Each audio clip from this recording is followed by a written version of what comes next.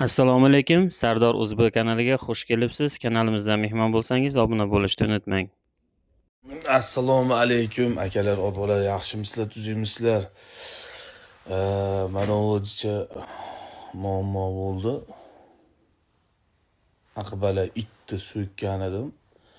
Kimdirlar montaj qilib Qirg'izistonda so'kding, u qilding, bu qilding deb montajlar qilib tashlashibdi. Qirg'izistonda so'kish bizga emas.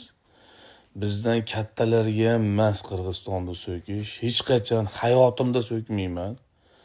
Men bilaman so'ksam nima bo'lishini. Ko'rtimda ayirib ketishadi. Ne только Qirg'izistonni, boshqa millatni ham so'kmayman. Bu yerda nima bo'lgan? O'sha Aqbalani donator, qirg'izistonlik Aqbalani donatorlari deganman. U kesib kelsa o'zlari montaj qilish bo'pti. Ko'pchilik akalar mendan xafa bo'libdi, Qirg'izistonni so'kding deb. Akalar, so'kmagan bo'lsam ham yana kechirim so'rab qo'yaraman. Kechiringlar, Qirg'iziston aholisi, xalqi, men bor uzr.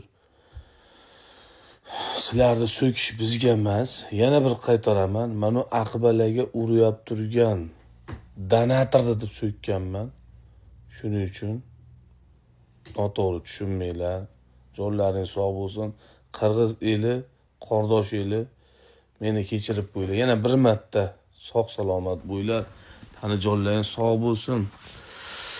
O'rolboyev Qirg'izistonda nima edi? Bayisi yutdi. Oti nima edi? O'rolboyev kim edi?